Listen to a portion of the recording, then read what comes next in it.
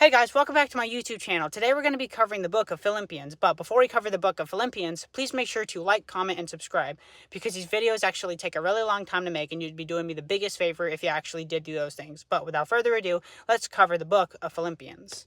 Paul and Timothy greet the believers, wishing them grace and peace from Jesus and God. Paul says he thanks God every time he thinks of them because they've been helping spread the good news from day one. He's sure God will keep working on them or working in them until Jesus comes back. Paul says he holds them in his heart even while he's in jail and misses them deeply with Jesus-like love. Paul prays that their love keeps growing and that they make wise choices and stay clean until Jesus' return. He says being locked up actually helped spread the message. Now even guards are hearing about Jesus and other believers are more bold.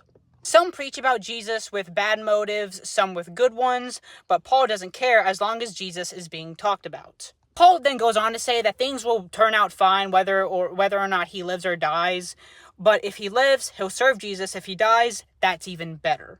He's stuck between wanting to die and be with Jesus or staying alive to help others. He thinks staying is more helpful right now. Paul urges them to live in a way that reflects Jesus well, standing strong, not afraid of people who oppose them. He reminds them believing in Jesus also means suffering for him, just like Paul is. Paul urges them to stick together, be loving, and share one spirit and purpose.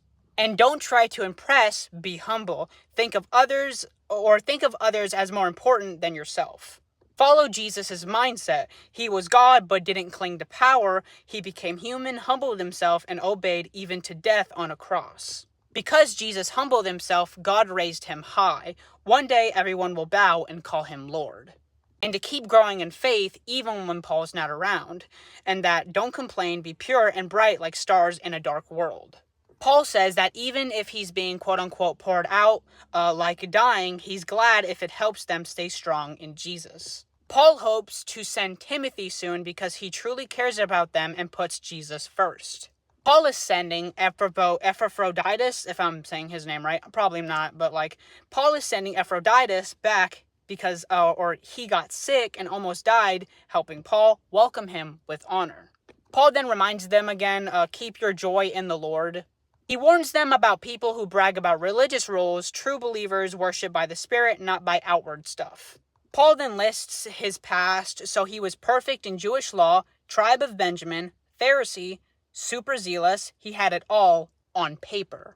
Paul says all that is garbage compared to knowing Jesus. Now he depends on faith, not law, to be right with God. He wants to experience Jesus, even his suffering, and be raised from the dead like him. Paul says he hasn't reached perfection, but he's pressing on, chasing what Jesus saved him for. And that mature believers should think this way, and that Paul says to imitate him and others who live like he does. Some live for their own desires. Paul says they're enemies of Christ and that their end is destruction. Believers are citizens of heaven and that we wait for Jesus to return and change our weak bodies to be glorious like his. Paul then tells them to stand firm in their faith because he loves and cares for them deeply. He asks 2 women to work things out and urges others to help them. They've served Jesus well. Always be joyful in the Lord. Be gentle. God is near. Don't stress. Talk to God about everything. His peace will guard your heart and mind through Jesus. Think about what's true, right, pure, lovely, and worth praising. Keep doing what Paul taught and showed them. God's peace will stay with them. Paul says that he's grateful for their help, but he's learned to be content in any situation. He can handle all things through Christ's strength. They supported Paul financially when others didn't, even early in his ministry.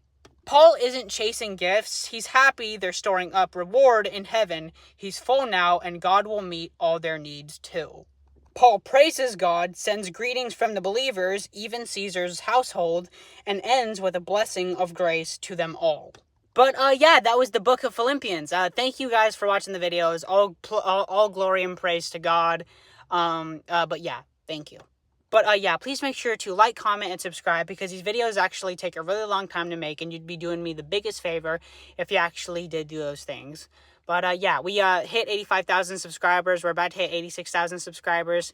Thank you so much for that. You guys have been doing me so much kindness, and all glory and praise to God. But yeah, I feel like that's about it. I thank you, I love you, and God bless.